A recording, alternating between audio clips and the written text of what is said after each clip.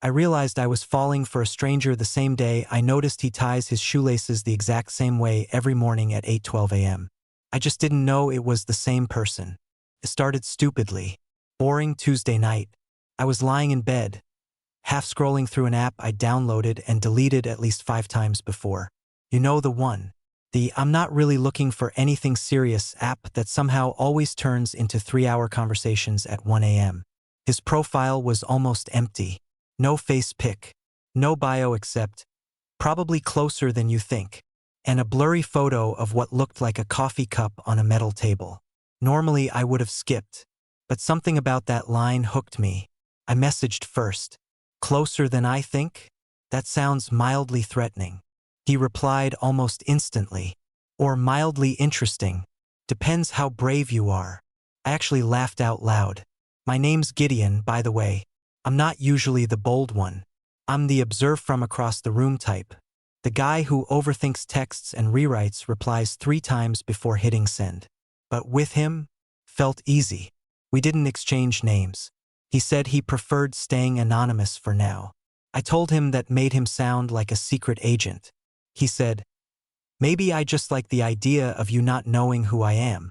That should have been my first clue. We talked for hours that first night.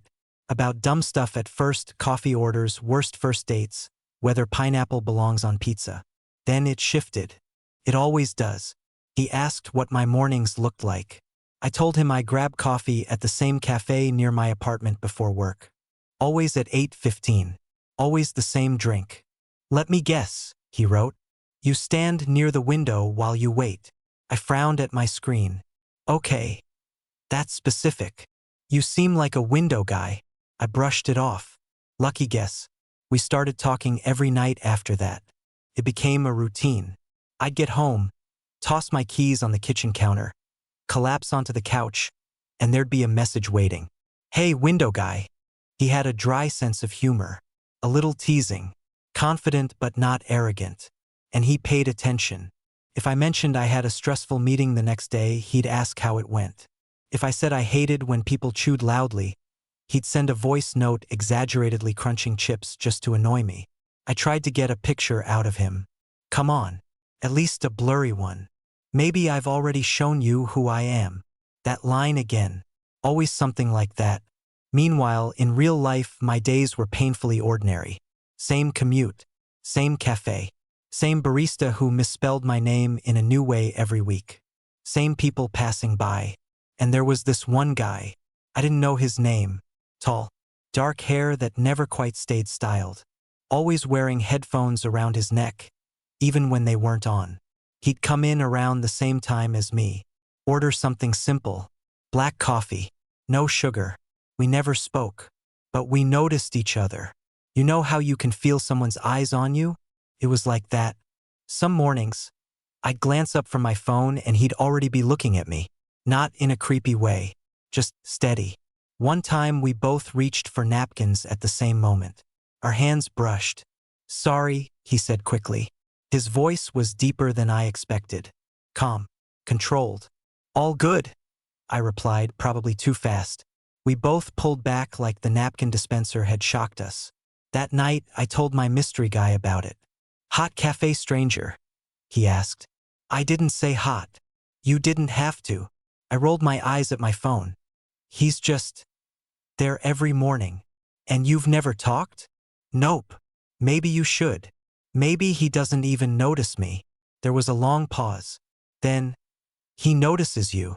I stared at that message longer than I should have. You sound very sure. Some guys are better at watching than talking. Something about that made my chest tighten. Over the next week, the conversations got heavier. Less joking. More real. He asked if I'd ever been in love. I told him once. It didn't end well. He didn't push. Just said, that makes sense. You sound careful. Careful. Yeah.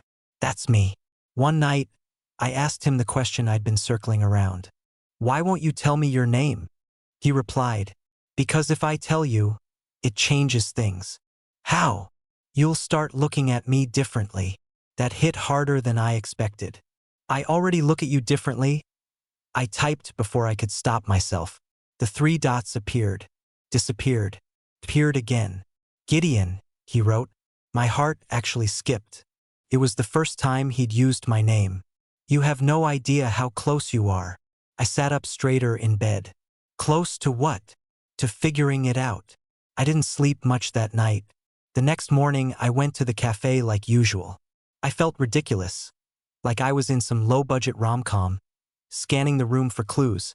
He was there, headphones guy, standing near the counter, black coffee in hand. And for the first time, he didn't look away when I looked at him. He held my gaze, longer than normal. My phone buzzed in my pocket. I swallowed. Slowly, I pulled it out. One new message. Blue shirt looks good on you today. My stomach dropped. I was wearing a blue shirt. I lifted my eyes from the screen. He was still looking at me. And then, just barely, he smirked. That was the moment I realized two things at once. 1. The stranger I'd been falling for every night was standing 10 feet away from me. And 2. He had known exactly who I was this entire time. I just didn't know his name yet. But I was about to. For a second, I genuinely thought I might pass out. My brain was trying to catch up to what my eyes were seeing. Headphones guy, black coffee, the steady gaze, my phone still in my hand, the message still glowing on the screen. Blue shirt looks good on you today. I looked back up at him. He didn't look nervous. He didn't look smug either. Just calm, like he'd been waiting for this exact moment. My heart was hammering so loud I was convinced the entire cafe could hear it. I typed back without breaking eye contact. Is this your dramatic reveal moment? His phone buzzed in his hand almost instantly. He glanced down, then back at me. A slow smile tugged at the corner of his mouth. Depends. Are you disappointed? I swallowed. Hard. I typed, come here. I don't know where that confidence came from. It definitely wasn't my usual move. But this wasn't usual. He hesitated for half a second. Then he walked toward me. Every step felt louder than it probably was. My brain was hyper-aware of everything. The scrape of chairs, the hiss of the espresso machine, the way my pulse was racing under my skin.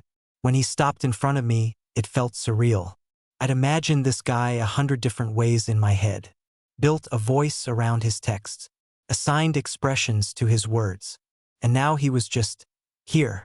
Up close, he was even better looking than I'd allowed myself to admit in the past week.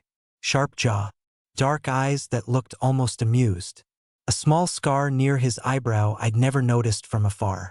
He slid his phone into his pocket. So, he said, that voice. The same calm tone from the napkin incident. You're the mysterious window guy. I stared at him. You're the probably closer than you think creep. He laughed, a real one this time. Not just a smirk. Okay. That sounds worse out loud. You've been watching me. Observing, he corrected. That's not better. He leaned slightly closer, lowering his voice just enough that it felt private. You noticed me too. That shut me up. Because he was right. Every morning, I'd clocked him without meaning to. The way he stood. The way he wrapped his fingers around his cup. The way he'd glance over like he wanted to say something and then didn't. You knew it was me the whole time? I asked. Pretty much. Since when? The second night we talked. My brain short-circuited. What? You mentioned the barista spells your name wrong. I've heard her call Gideon at least 3 times. I groaned. That's humiliating. He smiled again. It helped narrow things down. So you just what? Confirmed it. You described the cafe layout. The metal tables. The crack in the window near the corner. There aren't that many options. I shook my head slowly. And you didn't think to tell me? His expression shifted slightly, softer now. I liked that you didn't know. Why? Because you were honest. That caught me off guard. I was honest anyway. Yeah, he said quietly. But you weren't performing. There was something about the way he said that. Not teasing. Not playful. Real. What's your name? I asked finally. He held my gaze for a long second. Derek. Derek. Fit him. Strong. Grounded. Not flashy. Okay, I said. Derek. He watched my reaction like it mattered. So, He added, "Are you mad?" I considered it. Part of me wanted to be. It would have been easier, cleaner. But the bigger part, the louder part, it was wired. Alive. No, I admitted. Good. But I should be. Probably. We stood there in this weird charged bubble while people moved around us like normal life hadn't just tilted on its axis. "So what now?" I asked. "That depends," he said. "On what? Do you still want to get to know me?" I laughed softly. "You mean the version of you that exists outside my phone?" "Yeah, that one." I hesitated. Not because I didn't want to, but because this felt like stepping off something stable into something unpredictable. For 2 weeks he'd been safe. A screen. Words. A mystery I could close anytime by turning off my phone. Now he was real. Solid. Close enough that I could see the faint stubble along his jaw. "I was starting to like you," I admitted. His eyes flickered at that. "Starting? Don't get cocky." He stepped a little closer. Close enough that I could smell his cologne. Subtle, clean. "You said you already look at me differently," he reminded me. God, he remembered everything. "I did," I said. And this is a lot." He nodded slowly. "I know." For a second, neither of us spoke. Then he surprised me again. "I can back off," he said. "If this feels weird." The fact that he offered that he wasn't pushing did something to me. "You sat on this for 2 weeks," I said. "You don't get to back off now." His mouth twitched. "So that's a yes? That's a coffee?" He blinked. "Coffee? Yeah, like a normal person. We sit. We talk. You tell me why you thought lurking was a solid strategy." Fair. We ended up at one of the small metal tables by the window. "My spot." He noticed. "Of course you sit here. Don't start." He leaned back, studying me like he had all the time in the world. "So what gave me away?" he asked. "The message," I said. "The blue shirt thing was dramatic." He shrugged. "You were taking too long to figure it out." "I was enjoying the mystery." "Were you?" There it was again, that steady look. "Yeah," I said. "I was." And now my chest felt tight in a different way. Less mystery. More risk. Now it feels real. He didn't break eye contact. Good. And that was the moment it hit me. This wasn't some random coincidence. Derek had chosen to talk to me. Chosen to keep it going. Chosen to sit here. And the way he was looking at me right now, it wasn't casual. It wasn't just curiosity. It was intentional. I had started chatting with a stranger. But somehow, without realizing it, I'd been building something with someone who'd been standing 10 feet away from me every morning. And now he wasn't 10 feet away. He was right here. And I had no idea what I was about to get myself into. Coffee with Derek should have felt normal. Didn't. It felt like sitting across from a secret I'd already told too much to.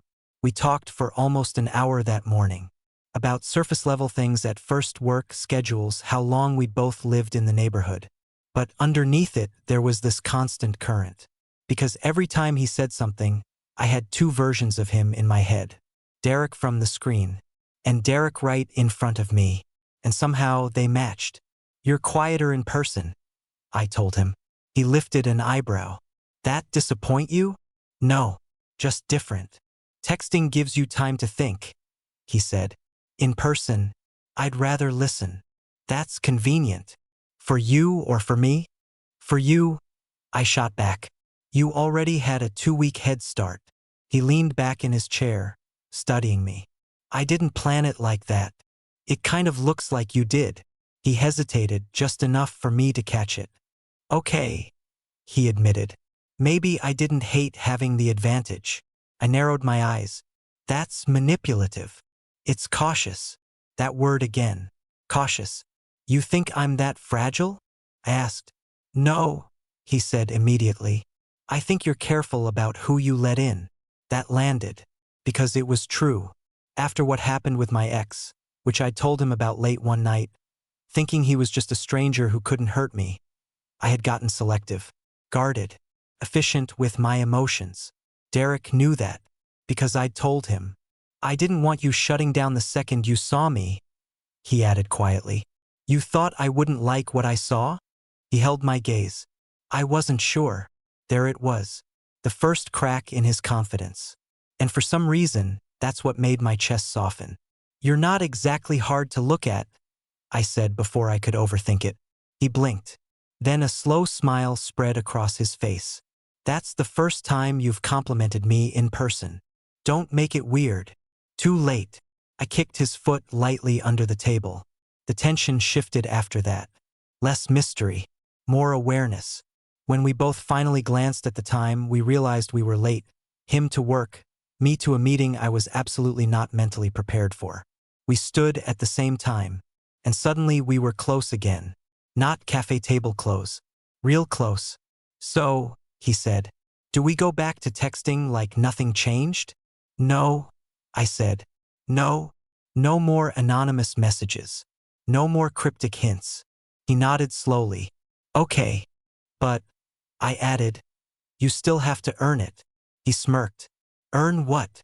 I stepped past him toward the door, brushing his shoulder on purpose this time. Me. I could feel his eyes on me as I walked out, and I hated how much I liked that. The next few days were strange. Not bad, just intense. We still texted, but now it felt different. Less fantasy. More real time. Are you always this distracted at work? He wrote Tuesday afternoon. I glanced up from my desk instinctively. Across the street. Through the glass. He was standing outside the cafe. Looking right at me. I nearly choked on air. You're insane, I texted. You waved first. I hadn't even realized I had. That became our thing. Small looks. Subtle smiles. Shared space without actually sharing it. But we hadn't gone on a real date yet. Not officially. Thursday night, my phone buzzed while I was making dinner. Tomorrow, 7 p.m. Don't bail. Is that a request or a command? Depends how much you like being told what to do. I stared at that message longer than I should have. Location, I replied. I'll pick you up. That made my stomach flip. I hadn't had someone pick me up for a date in a long time. Okay. I typed before I could talk myself out of it. Friday, 6:57 p.m. I was pacing. Actually pacing. This was ridiculous. I'd already talked to him for weeks. I'd had coffee with him. I'd made eye contact that lasted entirely too long. And yet this felt bigger. A real first date. Doorbell. I froze. Then I forced myself to move. When I opened the door, Derek was standing there in dark jeans and a fitted black shirt that made it unfairly obvious how broad his shoulders were. For a second, we just looked at each other. You clean up nice, he said. You're staring. I know. God, are you always this intense? I asked. Only when I mean it. My heart did that stupid skip thing again. Ready? He asked. I grabbed my jacket. Yeah. The car ride was quieter than I expected. Not awkward, just charged.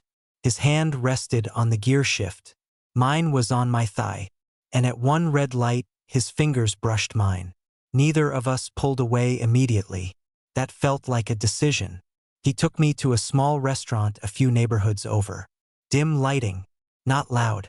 Intimate without being try-hard. You've been planning this? I accused as we sat down. Since day 4.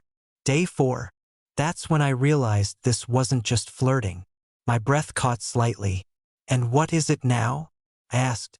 He didn't hesitate. Potential. The way he said it, steady, sure, made it feel heavier than just a word. Dinner was easy. Easier than I expected. We laughed. We teased. We told stories we hadn't texted about yet. And every once in a while, the conversation would dip into something softer. At one point, he reached across the table and adjusted my sleeve absent-mindedly. His fingers lingered. The air shifted. When we stepped back outside afterward, the night air was cool. He didn't rush to the car. He just stood there with me under the streetlight. So, he said quietly. So, I echoed. I meant what I said. About potential? Yeah. My chest tightened again. You scare me a little, I admitted. Why? Because this feels fast. He stepped closer. Not touching. just close enough that I could feel the warmth coming off him. "I've been watching you for longer than 2 weeks, Gideon." That hit me straight in the ribs. "What?" "Not in a creepy way," he added quickly. "Just noticing. You're hard not to." My pulse picked up. "And you waited?" "I wasn't sure if I'd get a chance." "You could have just said hi." He gave me a look. "And risk you shutting me down in 5 seconds?" I opened my mouth to argue. Closed it. He wasn't wrong. The street felt quieter suddenly, like we were in our own pocket of space again.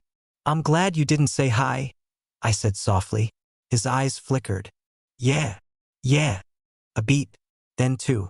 Then his hand lifted slowly, giving me time to pull back if I wanted. My breath caught. "You still want me to earn it?" "Yeah," I whispered. "But you're making progress." And when he leaned in this time, it wasn't a surprise. It wasn't a mystery.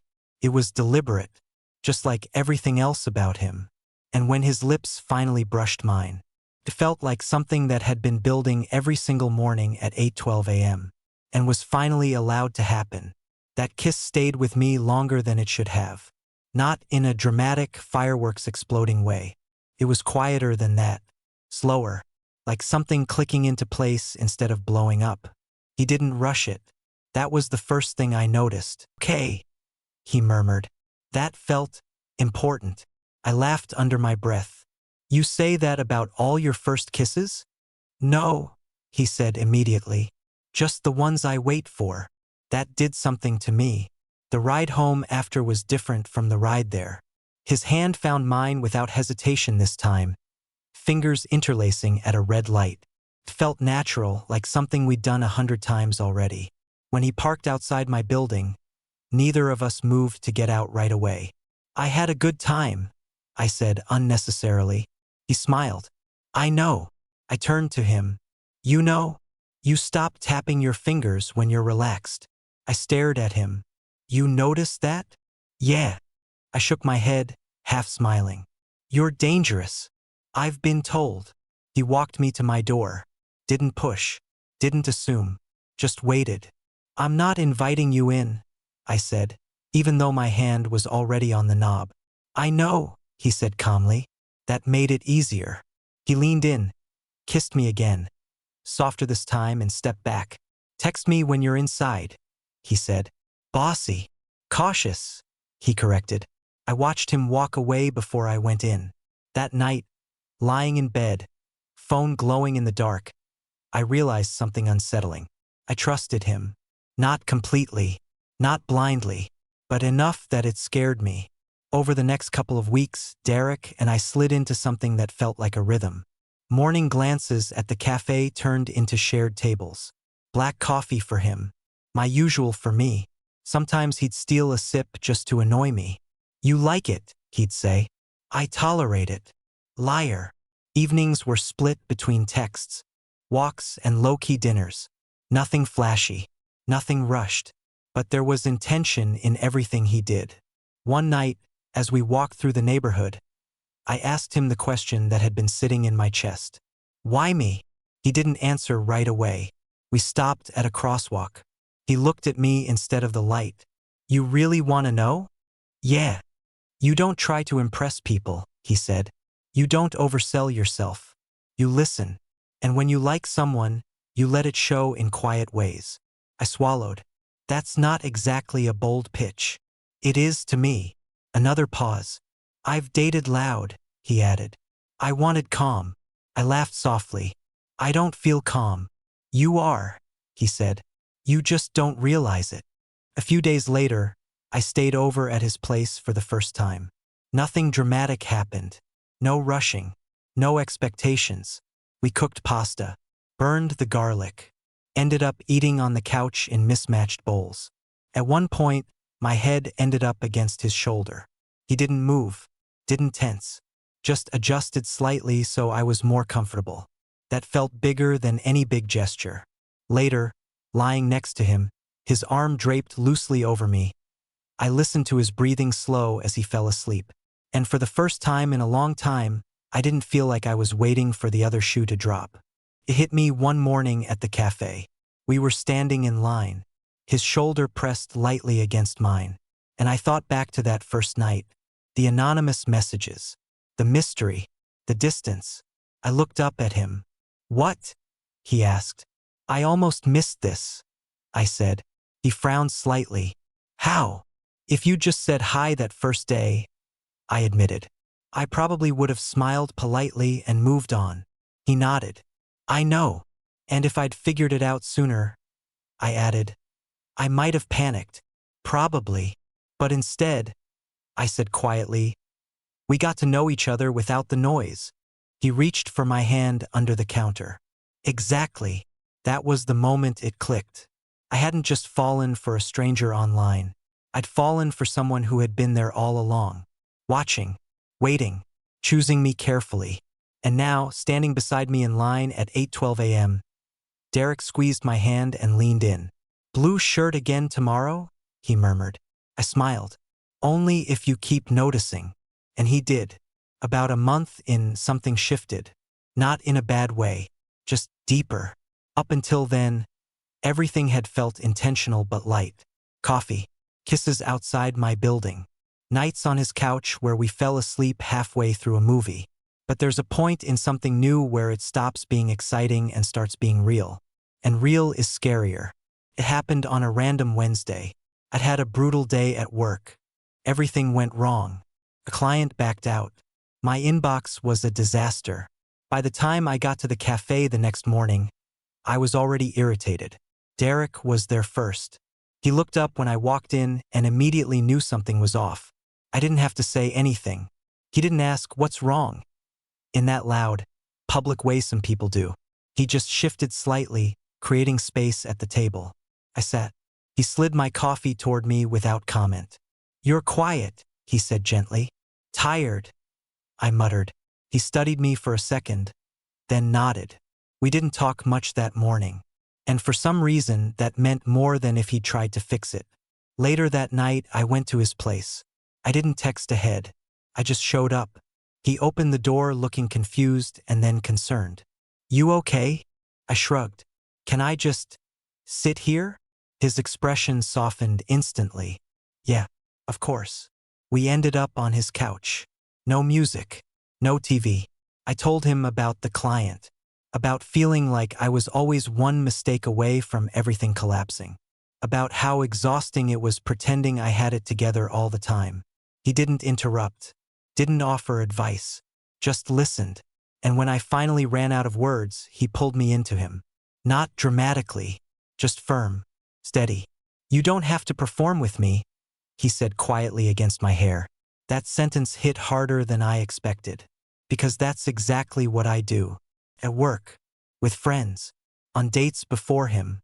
Even with him at the beginning, I curated myself. The cool version, the low-maintenance one. But right then, in his arms, I felt unfiltered and safe. The real test came a week later. Saturday morning, cafe. Except this time, it wasn't just us. Two of my coworkers walked in right as Derek reached across the table to steal a sip of my coffee. "Gideon?" I froze. Derek's hand paused midair. My coworkers stared between us. And in that split second, I felt it. That old instinct to pull away, to create distance, to downplay. But Derek didn't move. He didn't drop my hand. He didn't step back. He just waited, not pushing, not forcing, waiting for me. "This is Derek," I said. Clear, simple. My coworker's eyebrows shot up. Oh, there it was. That moment. The moment where you either shrink or you don't. "He's the guy I've been seeing," I added, and I felt Derek's fingers squeeze mine under the table. Not possessive, not claiming, just supportive. The conversation was awkward for about 30 seconds. Then it normalized. And when my coworkers left, I exhaled. Derek studied me carefully. "You okay?" "Yeah," I said honestly, because I was. He nodded once. And then, very casually, he leaned over and kissed me. Right there, in the cafe. Not exaggerated. Not dramatic. Just real. And for the first time, I didn't feel like something fragile. "Do you ever regret not just saying hi that first morning?" He smiled faintly in the dark. "No." Why? Because if I'd just said hi, you would have kept me at arm's length. He was right. And this way? I asked. This way, he said softly. You let me in before you even knew it. I turned toward him. You planned that. Not exactly. Derek. He chuckled quietly. I just wanted a real shot. I rested my hand over his heart. You got it. And as he pulled me closer, I realized something that surprised even me. I didn't just fall for a stranger who turned out to be closer than I thought. I fell for someone who saw me every day and chose to stay, not because it was convenient, and that felt bigger than the mystery ever did. For a while, everything felt steady, not perfect, not fantasy-level effortless, just solid. We still had our mornings at 8:12, still had our quiet jokes, still had that small spark every time our eyes met across a room, even if we just woken up next to each other. But the longer something feels good, the more you start waiting for it to shift. At least I do. It happened on a Sunday afternoon. We were at his place, rain tapping against the windows. I was half asleep on his couch, my head in his lap while he scrolled through something on his phone. I wasn't really paying attention until I heard it. A laugh. Not the soft one he gives me, the louder one. I tilted my head slightly. On his screen, I caught a glimpse of a message thread. A name I didn't recognize. A string of inside jokes. A selfie sent back and forth. A tightness crept into my chest before I could stop it. Who's that? I asked, trying to sound casual. He glanced down at me. Who are you laughing with? He looked at his phone again. Oh, that's Mark. Mark. Yeah, we used to work together. Used to. Something about the way he said it felt loaded. I sat up slowly. You still talk a lot? Sometimes. Like, sometimes? Or daily sometimes? He studied me for a second. Gideon. What? You're spiraling. I hated that he was right. I'm not spiraling, I said, already defensive. I'm asking. And I'm answering. Silence stretched between us. Rain kept tapping at the window like it was keeping time. He's someone I dated, Derek said calmly. There it was. The word. Dated. I felt my stomach drop, even though I'd known that was the direction this was heading. For how long? I asked. A few months. Last year. And you still text? Yes. I stood up. Not dramatically. Just needed space. He didn't grab me. Didn't rush to explain. He just watched. Is that a problem? He asked carefully. I ran a hand through my hair. I don't know. That's honest. I don't want to be weird about this, I said. But I also don't want to pretend it doesn't bother me. He nodded slowly. That's fair. What do you guys talk about? Work. Life. Dumb stuff. And feelings? No. You sure? Yes. I searched his face for any hesitation. There wasn't any. But insecurity doesn't care about logic. You never mentioned him, I said quietly. You never asked. That stung more than it should have. You tell me everything else. Not everything. That hung in the air. Why not? I asked. He leaned back against the couch. Because some things don't matter anymore. Clearly they do if you're still texting. His jaw tightened slightly. He mattered. Past tense. The rain felt louder suddenly. I don't want to compete with someone who already knows you, I admitted. You're not. You say that. Because it's true. I crossed my arms, hating how exposed I felt. This is what I was scared of, I said. What? That this would start to feel like something I could lose. His expression shifted. Softer. Gideon, I didn't worry about this when you were just some anonymous guy on my phone, I continued. But now I actually care. He stood up slowly, closed the distance between us. You think I don't? He asked quietly. I don't know. That was the truth. He exhaled, frustrated but controlled. Mark and I didn't work because we weren't aligned, he said. He wanted something casual. I didn't. I blinked. You didn't. No, that wasn't what I expected. I'm not texting him because I'm unsure about you, he continued. I'm texting him because we ended on good terms and he's part of my life in a small way. A small way. Yes. And I'm what? He didn't hesitate. You're the person I wait for at 8:12. My throat tightened. You're the one I planned a date for on day 4. You're the one I didn't want to lose by saying hi too soon. His voice wasn't loud, but it was steady. You're not competing with my past, he added. You're building something in my present. Silence. Heavy. Honest. I don't want to be the jealous guy, I admitted. You're not. I felt it, though. Yeah, he said gently. Because you care. I let out a slow breath. I hate that feeling. I know. He reached for my hand. This time I let him. If it helps, he said, I can set clearer boundaries. I looked up at him. I don't want to control you. You're not controlling me. You're telling me what makes you uncomfortable. That was new for me. Usually I'd swallow it. Pretend it didn't matter. But this mattered. I don't want secrets, I said. Then we don't do secrets. And I don't want to find out later that I missed something. You won't. He held my gaze. And for the first time since this started, it didn't feel like a romantic moment. Felt like a choice. A real one. Okay, I said finally. Okay. Okay. He pulled me into him then. Not to distract. Not to smooth it over. Just to anchor it. And as I rested my forehead against his chest, I realized something uncomfortable but important. The mystery had been easy. The flirting had been fun. But this messy, honest, slightly jealous, slightly scared version of us, this was real. And real meant we were both risking something. Not just me. Not just him. Both. And for the first time, that didn't make me want to pull away. It made me want to stay. After that conversation about Mark, things didn't magically become perfect. But they became clearer. There's a difference. We didn't avoid the topic. We didn't pretend jealousy wasn't a thing. We just handled it. Like adults. Which honestly was new territory for me. A few days later, Derek handed me his phone without ceremony. What?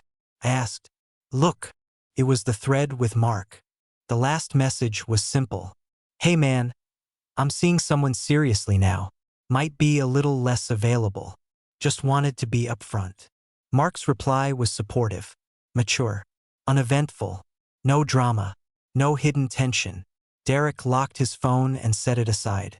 I don't want gray areas, he said. I stared at him. You didn't have to do that. I wanted to. That mattered more than the message itself. I stepped closer. You really hate half measures, don't you? Yeah, he said. With you especially. And something about that settled the last bit of noise in my head. It was strange how something that started anonymously now felt so intentional. One night, we were back at the cafe after closing hours. The owner knew Derek from years ago and let us sit inside while he cleaned up. The lights were dimmer. The place quieter than I'd ever seen it. This is weird, I said, leaning back in my chair. What? Thinking about how this all started. He smirked faintly. You mean when you thought I was mildly threatening? You were. I was strategic. Lurking is not strategy. It worked. I rolled my eyes, but I couldn't help smiling. You know what's wild? I said. What? If you hadn't sent that blue shirt message, I might still be trying to figure it out. He studied me for a second. I almost didn't send it. My eyebrows lifted. You? Yeah. Why? Because once you knew, it stopped being safe. That hit. For you? I asked. For both of us. He wasn't wrong. Before that moment, we could pretend it was just playful. Just words. But once it became real, there was something to lose. You scared? I asked quietly.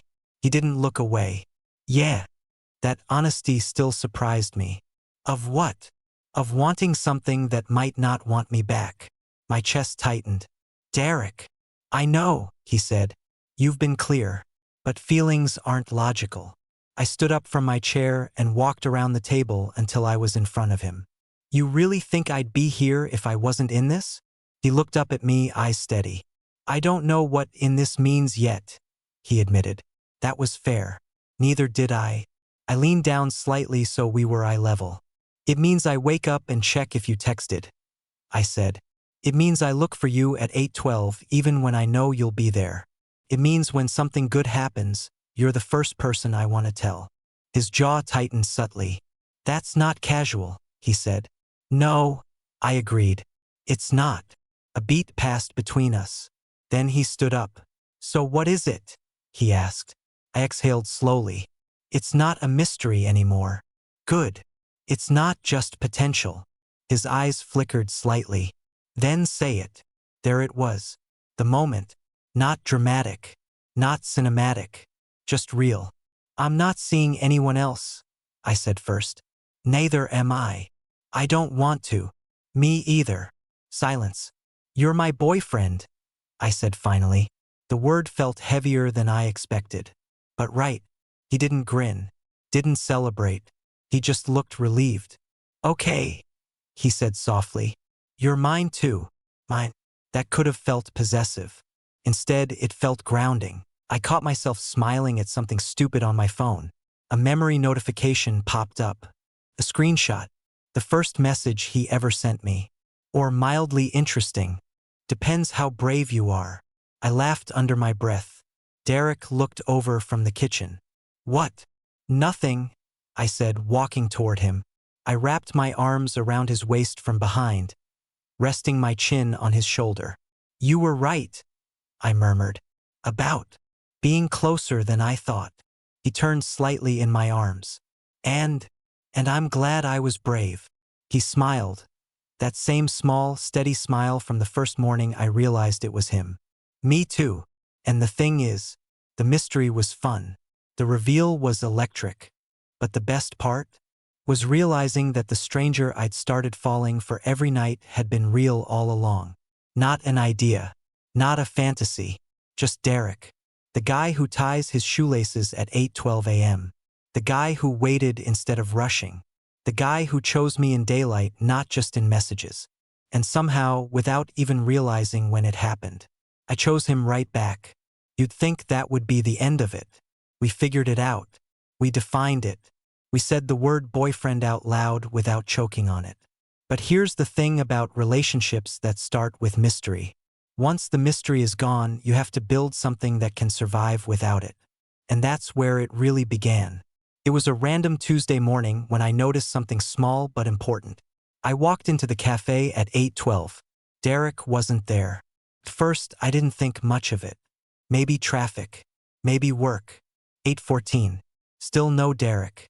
I felt something unfamiliar creep into my chest. Not jealousy. Not fear. Just absence. The barista handed me my drink and said, "Your friend isn't here yet?" Friend. I smiled automatically. He'll be here. I wasn't sure why I said it so confidently. But I knew. At 8:17, the door opened. There he was, slightly out of breath. Hair messier than usual. Tie loosened. He scanned the room, and the second his eyes landed on me, his whole face changed. Relief. That's what it was. He walked straight over. Sorry, he said, setting his coffee down. Meeting ran late. It's been 5 minutes, I said. Felt longer. I studied him. You ran here? Yeah. Why? He looked at me like that was the most obvious question in the world. Because I didn't want you thinking I wasn't coming. That did something to me. Not dramatic. Not overwhelming. Just solid. For all the mystery, all the strategy, all the slow build, this was the clearest part. He showed up. Not just in texts. Not just in glances. In real, ordinary moments. A few nights later, we were back at my place. Windows open. City noise drifting in. We were lying on my bed, not talking, just existing in that quiet way that only happens when you're comfortable. I traced a lazy line down his arm with my finger. Do you ever think about how weird this is? I asked. Weird how? That we were in the same room for months, seeing each other, not knowing. He smiled faintly. I knew. You know what I mean. He shifted so he was facing me fully. I think about it, he admitted. How close I was to just saying hi. Would have saved us a lot of drama. Would have changed everything. How? you wouldn't have opened up the same way. He was right. Talking to a stranger let me be braver, less guarded. You tricked me into honesty, I said. He smirked. I created a safe environment. That's manipulative. That's romantic. I laughed and nudged him with my knee. Then I got quiet. You know what I realized? I said. What? I wasn't falling for the mystery. His expression softened. I was falling for the way you listened. He didn't respond right away, so I kept going. The way you noticed things. The way you waited instead of pushing. The way you handled it when I got insecure. My throat tightened slightly. That's not mystery, I said. That's you. You know what I realized? He asked. What? That I didn't want to be a stranger to you. That landed deeper than anything else. Because that's the risk, right? You can flirt with a stranger. You can fantasize about a stranger. But letting someone actually know you? That's different. You're not, I said quietly. Good. A month later, we ran into someone I used to date. Completely by accident. Grocery store. Frozen aisle. He spotted me first. Gideon. I stiffened automatically. Old habits. Old energy. But Derek's hand slid into mine before I could even think about pulling away. Not claiming. Just present. I introduced them. It was polite. Brief. Uneventful. But when we walked away, I realized something. I didn't feel small. I didn't feel like I had to explain myself. I didn't feel like I was pretending. Because this time I wasn't hiding who I was with. I wasn't hiding who I was. Back in the car, I looked over at Derek. You didn't hesitate, I said. About taking my hand. He shrugged lightly. Why would I? I smiled to myself. Because once upon a time I would have. Once upon a time I was careful in a different way. But now I was careful with my feelings. Not with my visibility. It's funny. If you'd asked me before all this what kind of love story I'd end up in, I probably would have said something dramatic. Big confession. Grand gesture. Something cinematic. Instead, it started with a line on a dating app. Probably closer than you think. And it turned into mornings at 8:12. Blue shirts. Shared tables. Hard conversations about jealousy. Soft conversations about fear. And one very intentional man named Derek who chose to wait instead of rush. The mystery was what caught my attention. But the consistency is what made me stay. Now, sometimes when I catch him tying his shoelaces in the morning, same method, same focus, I smile. Because I remember when he was just the guy across the cafe. The stranger. And I think about how close we were the whole time. Not just physically, but emotionally. We were already looking at each other. We just hadn't stepped forward yet. And if I've learned anything from all of this, it's this. Sometimes love doesn't crash into your life. Sometimes it's standing 10 feet away, holding black coffee, waiting for you to notice. And sometimes, you just have to be brave enough to look back.